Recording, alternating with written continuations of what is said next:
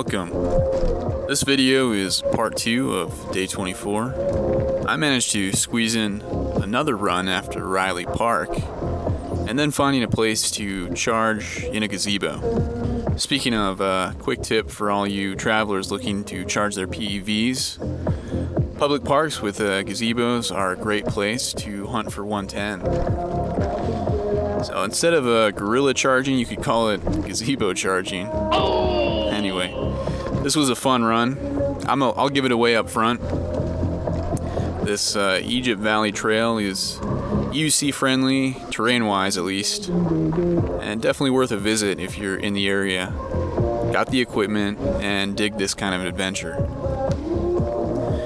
So I switched back to the chin mount for this run as it was already dusk and I wasn't too confident how much light there would be by the time I got back.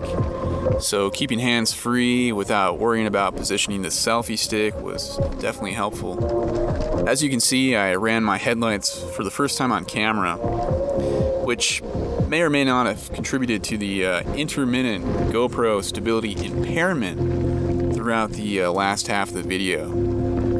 On the other hand, what probably actually did it was not knowing to change the ISO settings on the GoPro. Apparently, stability suffers in low-light filming. So if you click off early, I definitely won't blame you. Still trying to figure out all these filmmaking stuff. So what I really wanted to talk about is what happened a few days before, which is a bit of a story, where I lost control of my wheel at speed. I had to make a quick exit, unplanned, of course, and watched it as it pointed itself to the one place I didn't want it to go. Not because the story is really all that interesting, but because of what finally clicked for me about how I was riding my wheel, going between the tarmac and trail systems, and how this realization may help your wheel riding technique. Basically, ever since I started incrementally tackling wider walking trails to now mountain bike Singletrack, I'd always consciously noticed how it would take some time to switch between riding modes, whether transitioning from tarmac to trail or vice versa. I knew I tended to run a wider stance on the trails, but never really gave it much thought as eventually I would get comfortable and gain a good sense of control over the wheel. So fast forward to Friday evening, and it was Monday here. I just got my charge and gear sorted rather late and was headed to a trail system not too far away via the road. Feeling pretty good, as soon as I hit the country road, I accelerated right up to the beeps and backed off. And right as that's happening, probably at around 30 miles per hour, I'm suddenly getting some pretty significant speed wobbles on a completely flat road too. So in the span of seconds, if even that, I realized two things. One, I can't stay on the wheel. And two, I need to wreck into the dirt. The second probably wasn't even a conscious realization, more of an instinctual reaction. So that's what I did. I pointed the now violently oscillating wheel to the right of the road and then hit the dirt. Here's what I remember. I can barely recall the slide, but I do remember watching the wheel keep basically all 30 miles per hour or so of its momentum, bouncing up through a dirt field, and then, as luck would have it, veering immediately left to cross the entire road, running down into the drainage ditch, then spinning end over end in ditch water to come to a rest face down in the muck. Why? This part I remember because as soon as the wheel veered left, I knew where it was going and I bolted right up to chase it into the drink. It must have only been partially submerged for maybe 5, definitely less than 10 seconds before I jumped into the goop to sink my riding boots and haul the now muck-filled wheel out. So before I get to the point, let's talk details because it's kind of interesting. First, my injuries from the slide. Basically none. Based on what happened to my gear, I think I performed a textbook baseball slide. My knee guards got a little bit more scuffed, my boots too. But the worst of the damage was some rips put into the left-hand Demon Flex wrist guard. I ended up repairing the wrist guard with some needle and thread and duct tape, believe it or not, to keep the inner plates from poking through the newly torn holes. As for the wheel, things were bad.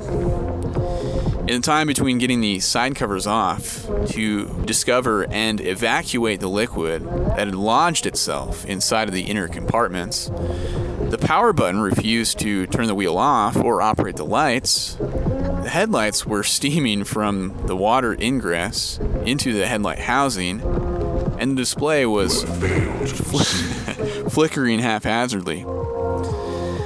The first order of business was to disconnect each of the fully charged batteries, and fortunately this happened very close to where I had family with lots of tools. But the entire time it took to actually get to those tools to perform disassembly and disconnects, I gotta watch this for a second.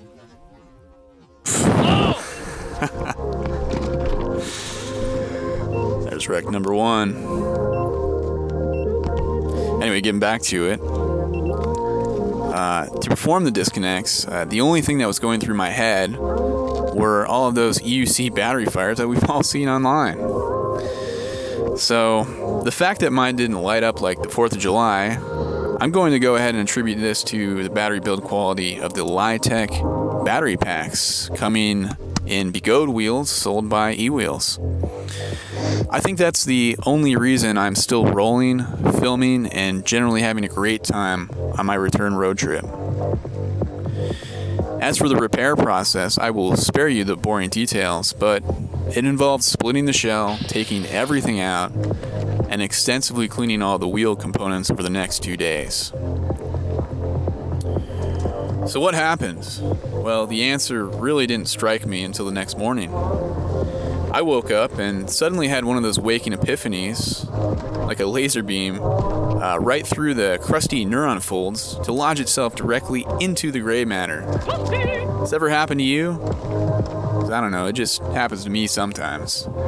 Anyway, wobbles, and even wobbles at speed, were nothing new to me, and I think every rider gets them occasionally, or at least at some point. But the big reason I got them to the point where I couldn't get them under control and had to jump off was 100% user error, because of my stance.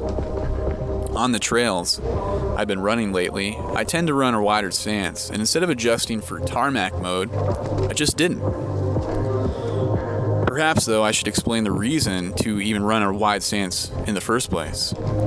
The main reason I do it is to gain more control over side-to-side maneuverability, which is, of course, very helpful in dodging obstacles in the path, which you'll probably notice in this video.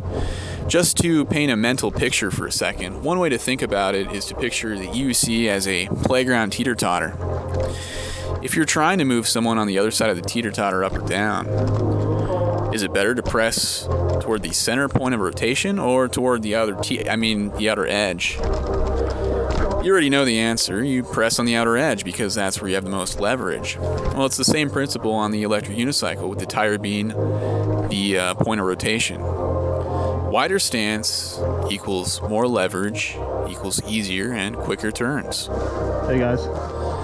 The problem that I didn't realize at the time was that with a wide stance, you lose side-to-side stability, which isn't a big deal unless you're rolling at speed. So that's exactly what happened to me in a nutshell. And it makes sense too, because if your legs are too far away from the upper part of the wheel, you have nothing to stabilize the gyrations or oscillations once they start, and they can and do quickly build up in this open space to the point where you cannot physically stay on the wheel. To which you might say, well, what about just sliding your legs and feet in to stop them, to stop the gyrations? And that might work for some, but I've got some extremely grippy spiked pedals. And they're definitely a boon for trail riding, but they make it hard to make stance adjustments on the fly. So one more detail I will say about riding styles and stance is that the wide style stance works for me up until about 25 miles per hour or so. And speeds above that point are at a higher risk of inducing speed wobbles with my riding weight, equipment, tire selection, tire pressure, etc. So wide stance, great for most single track, but I'm now acutely and consciously aware of the limitations of having learned the hard way. Anyway, so I hope that story was helpful to some of you new riders who hear this. I'll leave things here and let the rest of the ride speak for itself. I've got some great runs and wrecks coming up, and more practice using the selfie stick, which I think will be fun to edit and watch. I even start to do a little better with the camera settings. Eventually, anyway. Getting a little better all the time, I think. Anyway, I'm having fun out here. And I hope you enjoy the rest of the video.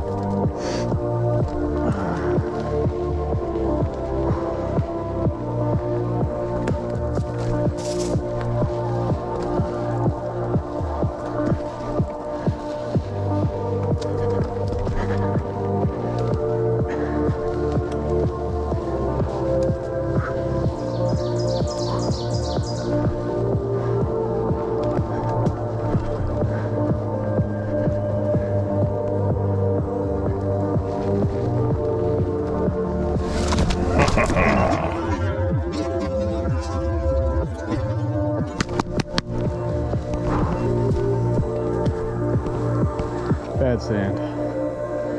Whew.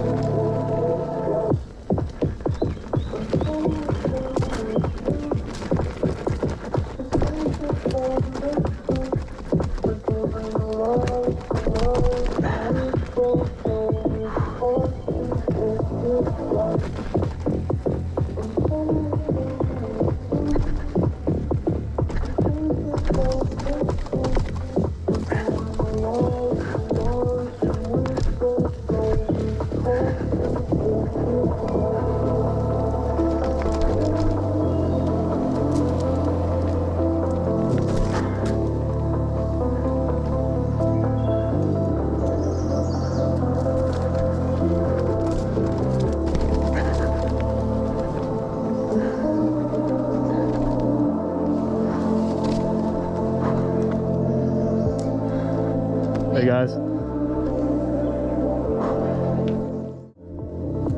Just the way? All right.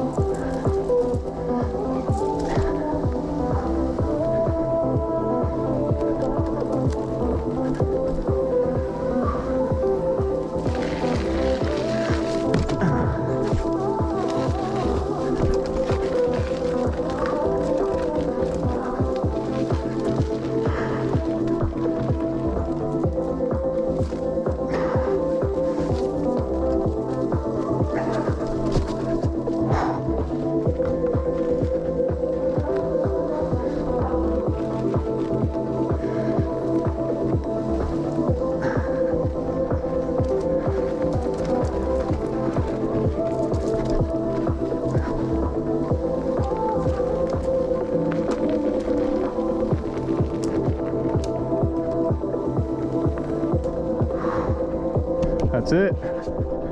Egypt Valley. Cannonsburg, Michigan. Till next time.